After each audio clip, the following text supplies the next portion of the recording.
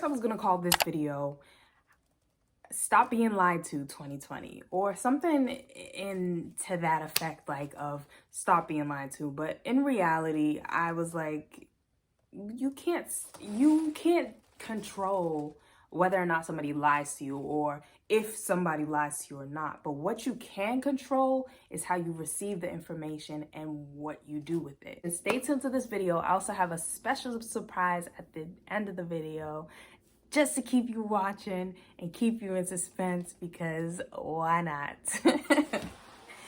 So, for those of you that don't know me, my name is Sage Kabai. I am a clairvoyant, claircognizant, clairsentient reader. I read cards, but I also read energy. I read people. I don't need cards to connect with someone's energy. And I know that my purpose on this earth is to help others connect with their own intuition and empower themselves through their intuition. So this video is going to be a part of a collection of intuition, third eye videos and resources that I'm going to be providing here on YouTube, on my website, on my podcast. So there's a number of ways you can get in touch with me. I'm going to try to leave as much information as I can in the description box so you can stay posted if you're interested in this kind of stuff. But without further ado, Spot the Lie 2020. In this video, we're going to talk about the different components of a lie, the not so obvious reasons that you may be getting lied to or may be more susceptible to lies.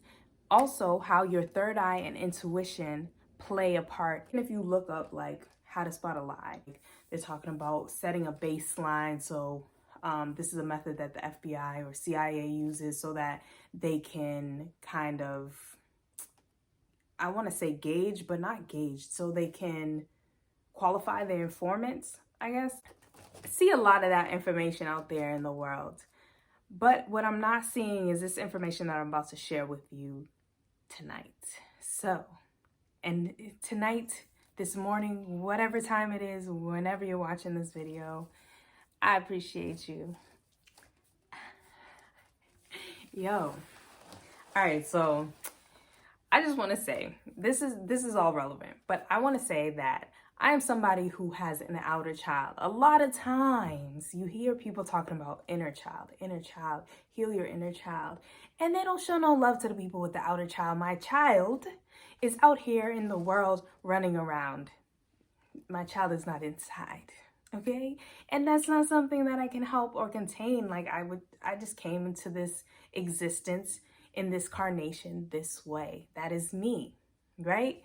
I am goofy. I am cheesy. I like dad jokes. I like mom jokes. I like dry humor. I like all humor. I like to make myself laugh. I think I'm funny. Okay? So, you see? I think I'm funny. But with that, with being someone who has an inner child, I don't know if anyone out there can relate. Comment below if you feel like you have an outer child. If you are somebody who's goofy, who's playful, who just enjoys the joys of life, that is someone that I would say has an outer child. Like, you don't need no inner child healing. What you need to do is go and catch your child that's out there running around in the world and maybe discipline them. That's what you need to do. That's where we're at right now, okay? Those are the people I'm talking to for right now. What can happen with having an outer child is you can be taken advantage of. And the reason for that is because when you have an outer child, you are someone that sees the good in people like a child. You are innocent in your way of trusting people. You maybe trust people to a fault. Like, you trust them till they give you a reason not to, kind of deal. So when you have an outer child, you have to be very, very, very, very careful with who you let into your life, into your circle, into your inner sanctum, because you can be deceived. And that's something, if you're not aware, let me put that little disclaimer. If you're not aware, you can be deceived. And that's something that was definitely happening with me, being lied to quite often, quite a lot, because I was just trusting people to a fault. I was just seeing the good in people, and people took it for weakness. It is not weakness. Having an outer child is by no way, shape, or form weak. Now let's talk about the inner child. If you have an inner child that is very wounded, then what can also happen is someone can come in and kind of provide you that tenderness, that love, automatically kind of like surrender to that energy. People will come into your life that are on the opposite spectrum of you, and those people are going to be like the adult figures, and you will again want to trust them willingly, easily, listen to what they say. So you definitely want to be careful, and intuition definitely helped me with that. It's connecting with, not even just intuition, but connecting with my intuition, because I've always been someone who has had intuition, or has had a very strong intuition. Of course, like having my clairvoyance, my claircognizance, having those like spiritual gifts as well. But with having an outer child is a struggle, because it's like you want to just go against your inner knowing, because again, that child is out there in the world. That child is just exploring and being joyous, and it's out there. It's just connected to you, probably to a fault. So that is the issue with the outer child. The outer child fights against your intuition a lot of times. So that outer child needs to be reeled back in. Get over here. Give that outer child some discipline. That discipline comes in the form of respecting and honoring your intuition. But that's going to be, again, a different video. Someone with a wounded inner child will have a similar issue as someone with an outer child. That inner child will probably feel their intuition speaking to them, or feel their third eye, get visions, get deja vu, depending on what their gifts are, but be blocking it because they so want the love.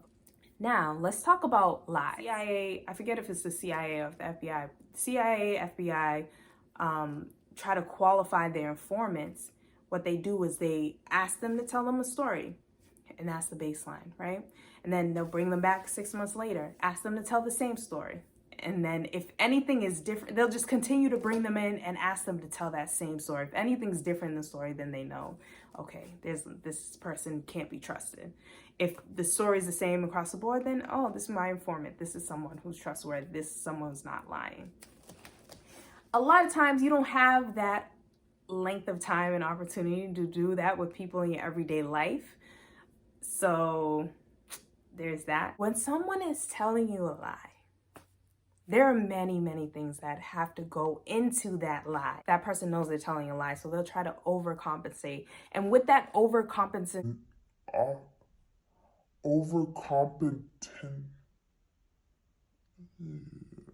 overcompensation comes a very, very compelling story, to the point of distraction. Now, I'm gonna tie in the two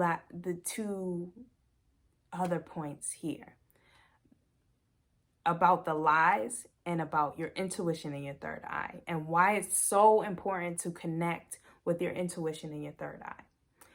When someone is telling you a very, very, very compelling story, you can be so drawn into the story that it's distracting you from the details. This is why you need to connect with your intuition and your third eye. There's your intuition, and then there's your third eye. Your intuition is a knowing. Your intuition is something that you get a sense of, and you have a strong confidence about it, but you don't necessarily have tangible proof or any proof about it. But you just feel like you just know you're right. You're confident about that. Your third eye is more of a portal. Your third eye is more of an access point for the divine. You get visions. This is when you have like, you heard that? I'm scared of shit. I shouldn't be scared by the things that go bump in the night anymore, but yo. Your third eye is your connection with the divine.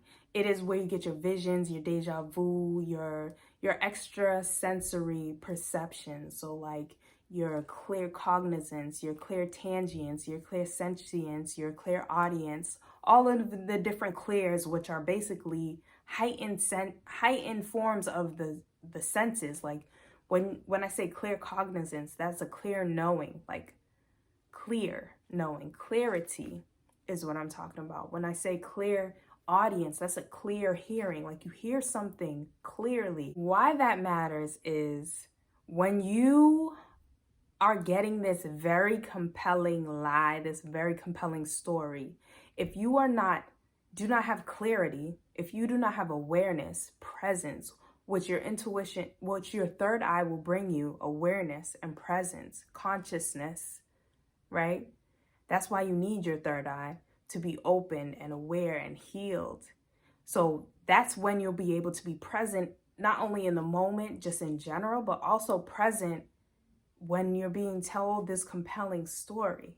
The role that your intuition now plays is to be able to decipher the details that are there and that are omitted, the details that are there and that are not there, okay? So that's why you need the two of them. The two of them go hand in hand. So here are the components of a lie. The story will be very compelling. The story will be very distracting. The story will have, this is important, nothing to do with what you asked a lot of the time. You're like, yo, Sage, you ever cheated on anyone? And I'm like, you know what, girl, guy, friend, fella, sister. I had this boyfriend one time, and yo, we broke up, and he was stalking me. He was stalking me so much, like he would come to my job. He would like, oh, wait, that's not a lie. Hold on. Nah, I can't tell y'all that story. That's, whoa. Let me try to think and see. I'm not a good liar, but I think you get the point. So as promised, I do have a surprise for you all. I will be providing third eye awareness sessions, and what those are 30-minute sessions with me. And in those sessions, we'll discuss pain points of your intuition, see where your intuition is wounded, maybe need healing, or discuss how you can just flex your intuition muscle. Ooh. Your girl got muscles. Flex your intuition muscle. Also, the last 15 minutes of the session will be a guided visualization. And during that visualization, I'll be asking you certain questions to interpret your very own third eye. Now, this is my third eye. This is my third eye interpretation for myself. This is a general third eye. So this one, I feel like is more a newer opening, because there's still some confusion there. There's still some, it's not fully formed, if you can see that. It's not fully formed. So if that's something you're interested in, you know, healing your intuition, healing your third eye, I want to offer you all 10% off for watching my video. I appreciate you all. If it's not something you're interested in, you want to keep watching my intuition videos, that's cool too. You're all welcome here. But I just wanted to share that this third eye project, this intuition project with you all that I'm working on currently, because healing, I feel like, is not discussed enough. We're always talking about healing the mother wound. We're talking about healing the inner child. All of those things are important, but I feel like first you need to heal the intuition, or a part of that process needs to be healing the intuition, because healing the intuition is a self-love ritual, and with self-love, all the rest flows. So I thank you so much for rocking with me through this video, and I hope you enjoyed it. If you enjoyed it, please put a thumbs up. Consider subscribing to my channel, because you'll get more content like this, and I'll see you next time. Bye.